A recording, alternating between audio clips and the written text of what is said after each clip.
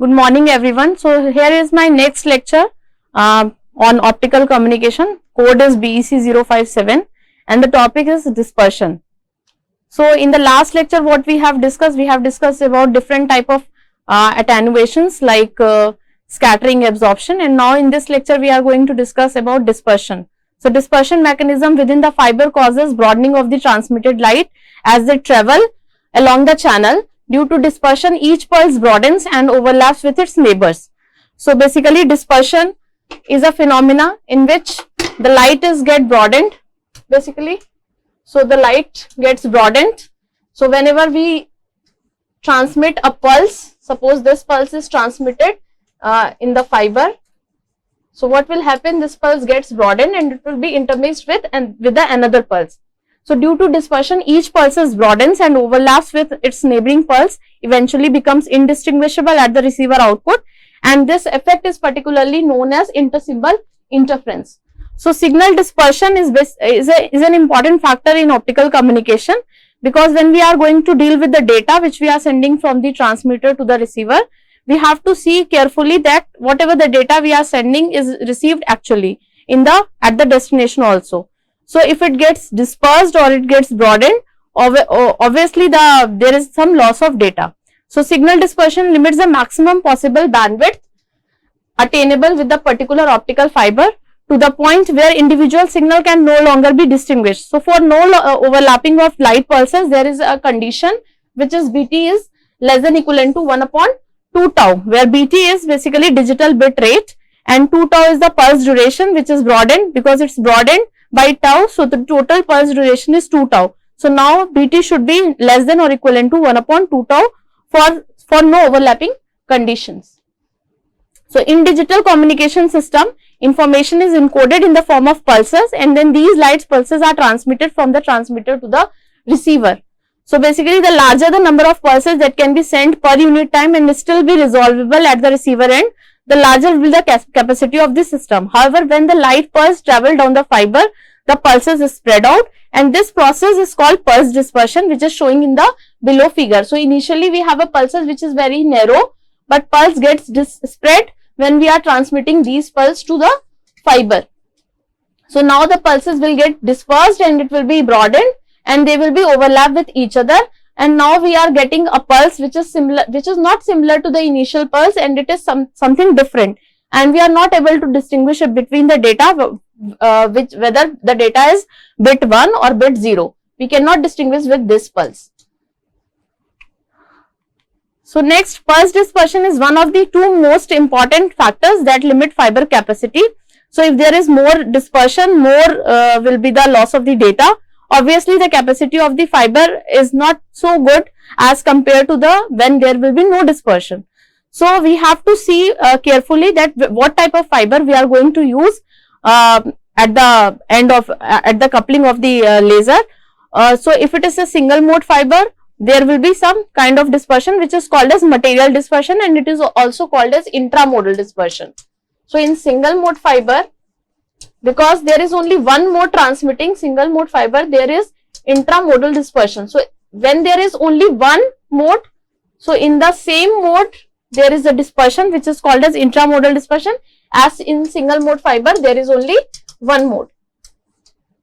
So in single mode fiber there is one mode and it has the same dispersion which is called as intramodal dispersion. On the other hand, if there is more number of modes or more than one mode, there is obviously that will be happen only in the case of the multi-mode fibers, and in that case the dispersion is termed as intermodal dispersion. So when there will be more than one modes, there are two different distinct modes, there will be a dispersion between these two modes, and these are called as intermodal dispersion. So modal dispersion is only important in multi-mode fibers, many different modes. Obviously the same mode will giving you the dispersion which is not so distinguished as compared to, or so important as compared to the modal dispersion which is occurring in the multi-mode fibers. So many different modes propagating in multi-mode fibers, each of these modes take a different path. So in multi-mode fiber what will happen? Some of the modes will travel on the axis or at the same speed inside the medium, that is c by n, through the axis, and some of the modes travel or it is called as meridional rays. Also, those meridional rays are traveling, hitting the core cladding interface, and they are following some different path. So obviously, the mode which is traveling through the axis reach at the destination fastly as compared to the mode which is traveling, hitting the core cladding interface and reaching the destination or reaching the other end of the fiber. So there will be some fastest mode and some slowest mode. So there will be some delay between these two modes. Obviously, the mode which is traveling through the axis, it will take lesser time, and we will calculate T min here. And in the case of the meridional rays which are hitting through the core cladding interface, in that case we have T maximum, or it will be the slowest mode, and we calculate here maximum time or maximum delay on reaching the other end of the fiber. So when you see the difference between these two modes, that is T max minus T min. So we have T max minus T min. So when you calculate this T max minus T min, you will get to know what will be the delay of the in the fiber between these two modes. So another factor is the differing propagation constants associated with each mode. So beta is different in here in the case of the axial rays and in the case of the meridional rays. Both factors contribute to modal dispersion. Single mode fiber does not have modal dispersion, as we have already discussed. In single mode fiber, there is only one mode propagating inside the fiber, and thus it has only intramodal dispersion due to the same mode. But in the case of multimode fiber, we have different or distinct modes, and that's why there will be mixing between these two modes or delay between these two modes, and these are termed as intermodal dispersion. So what is material dispersion, which is also called as chromatic dispersion? So material dispersion is caused by velocity of the light or refractive index being a function of the wavelength. Each wavelength takes different amounts of time to propagate the same path. In the case of the waveguide dispersion, it is a type of dispersion attributable to the relationship of the physical dimension of the waveguide and the optical signal. So in optical fiber, this shows as the propagation constant of a mode, and hence its velocity being a function of a by lambda, where a is the core radius and lambda is the wavelength of the light. Unlike material dispersion, even if the refractive index of the core and cladding are independent of wavelength, we will still have waveguide dispersion. So these are two categories which we have discussed, that is material and waveguide dispersion. Another type of dispersion of existing in the fibers are polarization mode dispersion. So these are due to different propagation constant, or these are basically birefringent, these are basically occur in birefringent materials. So PMD is only important in case of single mode fibers. In single mode fiber, only one mode can propagate. This mode is actually composed of two distinct polarization modes. So in the figure you can see there is one polarization mode, and this is another one, other polarization mode.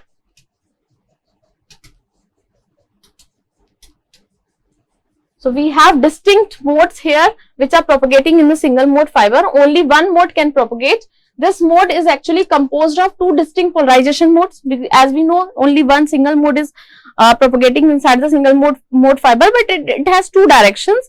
One is beta S and another one is beta Y. So the electric field of the two modes, one is beta X propagation constant and another one is beta Y.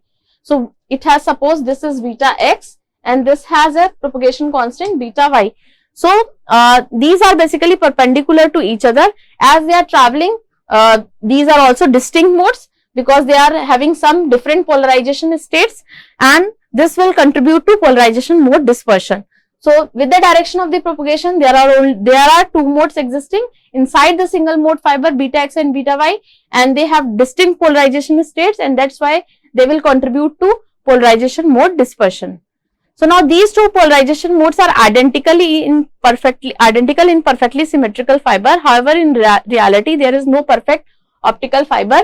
Stresses within the fiber and forces applied to it from the outside world causes the refractive index of the glass and thus velocity to differ very slightly for light in the two polarization modes. So thus these two polarization modes arriving at a slightly different time at the end of the fiber, and this is called as polarization mode dispersion. So the same phenomena is occurring here, similar to the intermodal dispersion.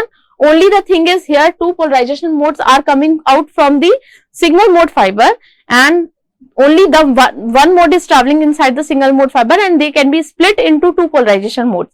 So this is basically these are occurring on the for example in the birefringent materials which have two refractive index, Nx and Ny. So if they have two refractive index and thus they have two polarization constant beta x and beta y. So you can see from the figure the input pulse are propagating with the x axis and with the y axis. Suppose this is x and this is y, so it is beta x and this is beta y, and then they are traveling through the fiber, and obviously one beta x is traveling with speed faster and beta y is something speed slower.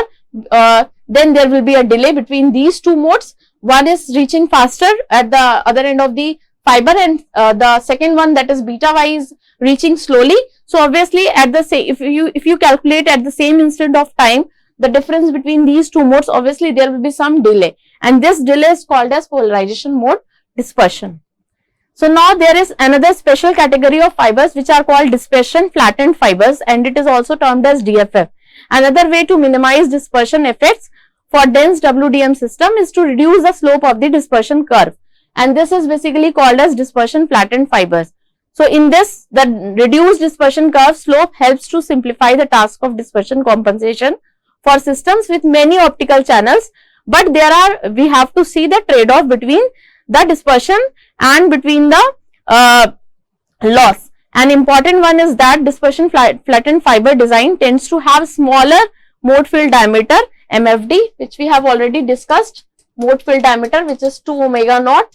So MFD, smaller MFD, which concentrate optical power in a smaller volume, because if the MFD is small, the spectral line width is very much less, and the power is concentrated in this spectral bandwidth or line width. So concentrated power in the narrower line width, and thus the increased power density in fiber can cause non-linear effects. So obviously when you increase the power at the laser side, due to these basically less mode field diameter, the power is concentrated in a very narrower line width, and when you increase the power more, it will have different or various non-linear effects which are called cross phase modulation, self phase modulation, and four wave mixing. We will discuss all these effects which are called as Kerr effects. These are called as Kerr effects.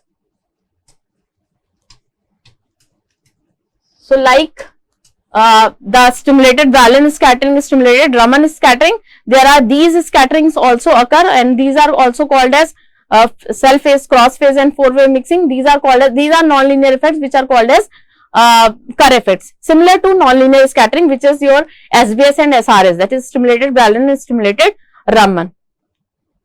So now you can see from the curve itself that we have some important wavelengths, that is 1.3, 800 nanometer, 1.3 nanometer, and 1.55 nanometer. So in the curve, the purple line shows that the dispersion has been flattened from 1.3 to 1.6, and there will be some dispersion flattened part here. So this is called as dispersion flattened fiber.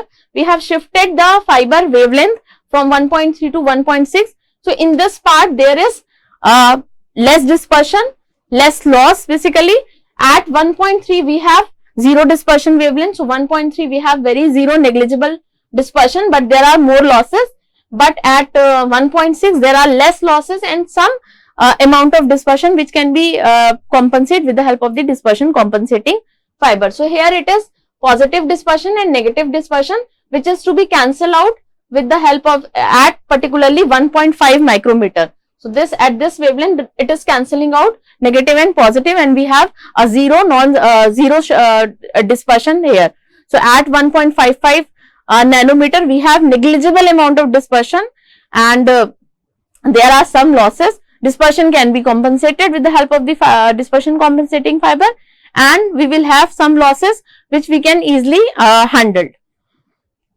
So now dispersion modified single mode fiber, as we know, at wavelengths longer than zero material dispersion, that is ZMD point, the material dispersion and waveguide dispersion components are of opposite sign. You can see from the figure itself, that is the wavelength dispersions, the material dispersion and the waveguide dispersion, which are of different sign, and that's why they are cancelling out at a particular wavelength, that is 1.3 micrometer. So at 1.3 we have lesser dispersion. So this is dispersion, positive dispersion, and from here to here it is negative dispersion. It is cancelled out and we have less or zero material dispersion at 1.3 micrometer. So hence the wavelength is shifted to lowest loss wavelength for silicate fibers at around 1.55 micrometer. So we have shifted the wavelength from 1.3 to 1.55 micrometer to have a very low loss and low dispersion. This is achieved by increasing the relative refractive index difference by reducing the fiber core diameter to create dispersion shifted fibers. And here total dispersion is total basically the sum of the material dispersion and the waveguide dispersion. So again from this figure you can see itself the same figure here it is, and there is less dispersion and less loss at 1.55 micrometer, and we will have a better performance of optical fiber communication at this particular wavelength, that is 1.55 micrometer. So now dispersion compensating fiber. Now in many countries tons of millions of miles of conventional single mode fiber with zero material dispersion, that is around near about 1.3 micrometer or 1300 nanometer already existing in the underground ducts operating at 1300 nanometer. One could increase the transmission capacity by operating these fibers at 1550 nanometer, where we can easily use WDM, that is wavelength division multiplexing techniques, where multiple wavelengths can be sent through a single channel. There will be significant residual dispersion. On the other hand, these fibers by non-zero shifted fibers would involve huge cost. So there has been considerable work in upgrading the installed 1300 nanometer optimized fiber links for operation at 1550 nanometer. So this is achieved by developing fiber with large negative dispersion coefficient. So we can add when we can adding these negative dispersion coefficient with the positive coefficient, they will give you the overall effect, that is negligible dispersion, a few hundred meters to a kilometer, which can be used to compensate for dispersion over tens of kilometers of the fiber in the link. And these fibers tends to have a high index difference between core and cladding and often have a small effective area. So the following figure shows the refractive index profile of one of the design. And now we have overall dispersion. So the overall dispersion, as we have discussed, that is the sum of the chromatic dispersion and intermodal dispersion terms, or we can say the intramodal and intermodal dispersion term.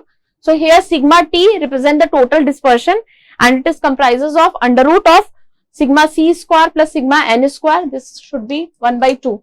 Under root of sigma c square plus sigma n square, where sigma c is the chromatic dispersion and sigma n is the material dispersion, or you can say the intermodal dispersion part. So where sigma c is the intermodal or chromatic broadening and sigma n is the intermodal broadening caused by the delay differences between the modes. So this is for intramodal term and this is for intermodal term.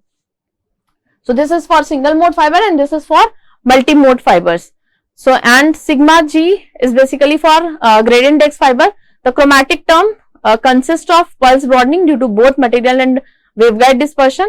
However, since waveguide dispersion is generally negligible in the case of the intermodal dispersion, and that's why sigma c is equivalent to sigma m here. So now we have the last topic, that is Kerr effect, non-linear effects, which are Kerr effect is basically non-linear effects which can be readily described by the intensity dependent refractive index, or here the I is directly proportional to refractive index, or you can say n is directly proportional to refractive intensity of the light.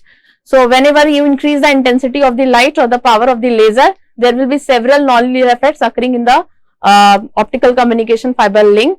So the refractive index of the medium results from the applied optical field perturbing the atoms or molecules of the medium to introduce an oscillating polarization, and this polarization then radiates and produce overall perturbed field, which are basically electric field. At low intensity, the polarization is a linear function of the applied electric field, and hence P is proportional to electric field. But at high intensity, we have polarization is not directly proportional to electric field, it is proportional to the electric field square or electric field cube. So there are some harmonic components existing in the harmonic components of electric field existing in the polarization calculation, and that's why there are these effects will dominating over the optical fiber communication channel. So the resulting perturbation of the field can be described by the constant refractive index. However, at higher optical intensity, the perturbation do not remain linear function of the applied field, and thus Kerr nonlinearities may be observed. Thus, the intensity dependent refractive index causes a intensity dependent phase shift. Obviously, when there will be intensity dependent refractive index, there will be intensity dependent phase shift also, and hence for a light pulse propagating in the fiber, nonlinearities results in a different transmission phase for the peak of the pulse compared to leading and trailing pulse edges. And the small core diameter together with the long propagation distance that may be obtained with single mode fibers has enabled the observations of certain nonlinear phenomena, and these nonlinear phenomena are, as we have already discussed, stimulated Bralin, stimulated Raman scattering, self phase modulation, cross phase modulation, and four wave mixing. So these, the last three are basically Kerr effects which are due to the intensity dependent refractive index, and the first two are nonlinear scattering methods, which are SBS and SRS, in which the acoustic phonon and optical phonon generation is there. Thank you so much. So in the next lecture we will discuss about free space optics, how the free space optics will work in using laser and the detector, or we have a continuous wave laser, and at the destination side we have a pin or avalanche type photodiode or detector. So we have a link which is having a line of sight communication between the laser and the detector, and thus how the FSO will work and what are the different challenges in placing a link between laser and detector in the form of the free space optics, we can see in the next lecture. Thank you so much.